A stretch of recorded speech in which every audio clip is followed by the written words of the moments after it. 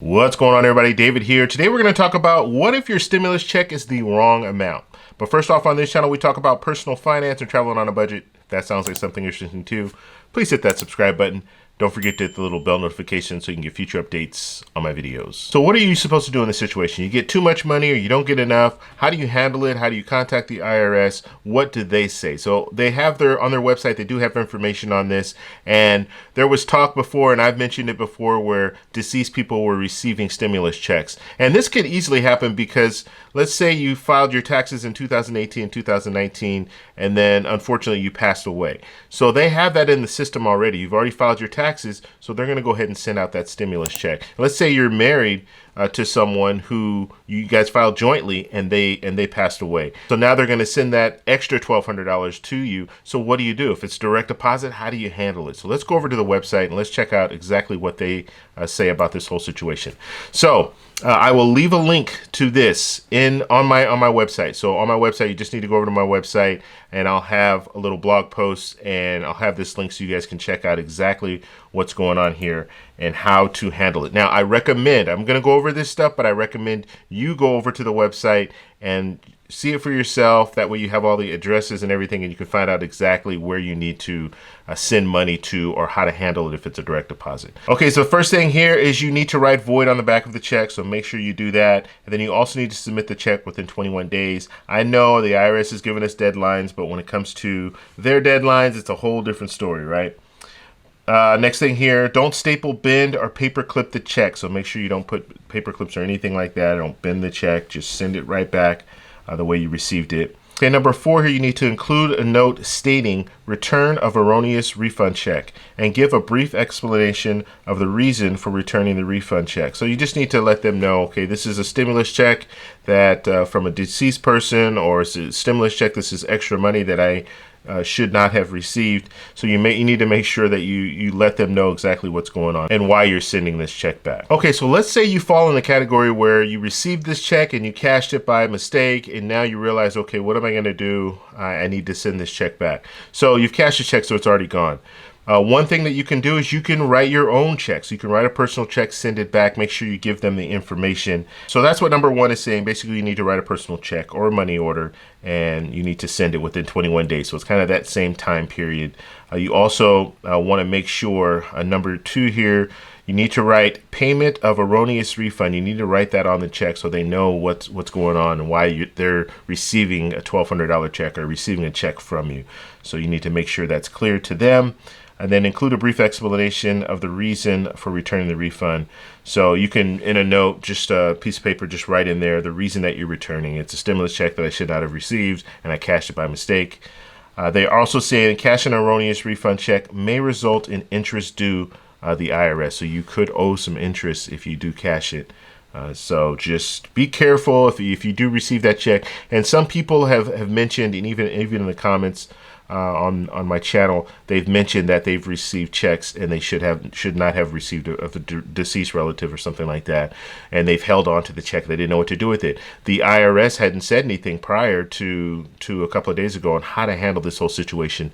So now that's the way you handle it. You do need to send it back, and because of that, we are in that situation here where people might have been sitting on a check for a while. They could have been sitting on it close to 21 days. So if you're one of those people, make sure you get it in as soon as possible.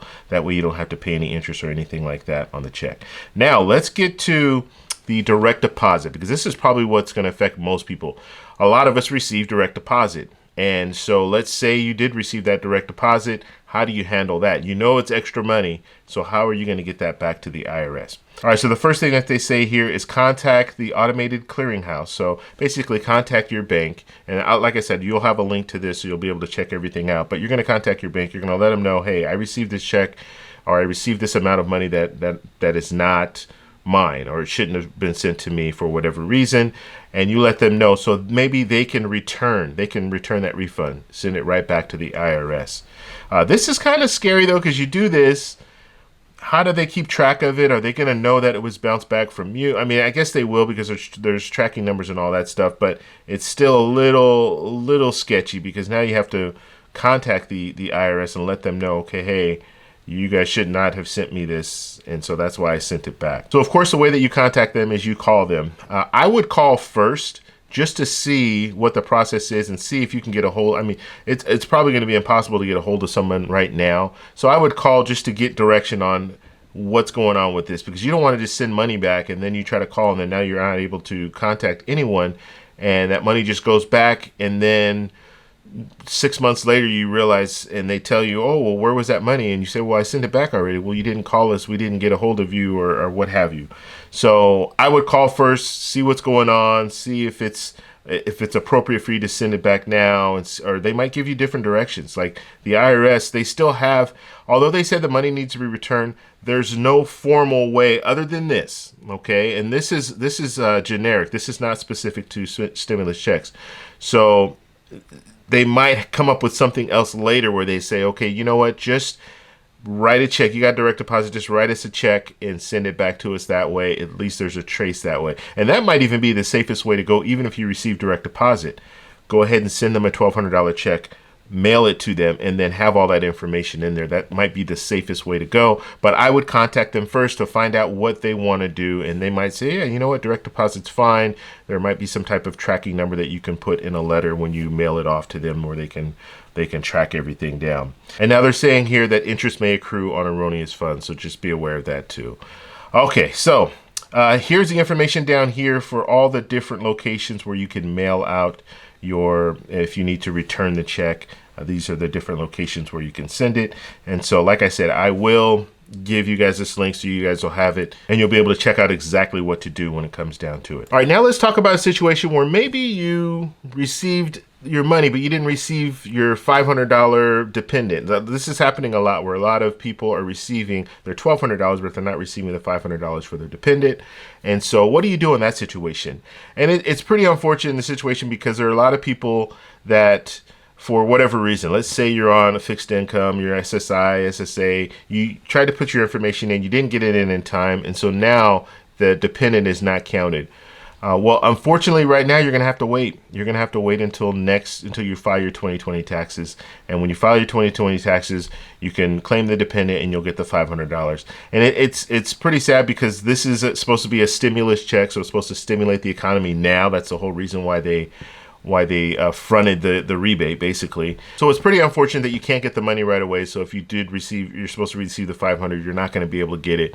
But that's the way that they have it set up right now. Now, could it change in the future? Yes, it could change in the future. We might see something different.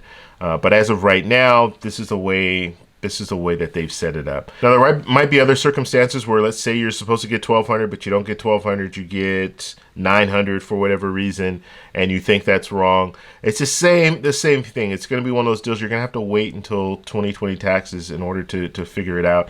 You can call them, though. You can call them. They might have something going on. They might have another situation that I don't know about. So you could still use that 800 number, call them, let them know what's going on.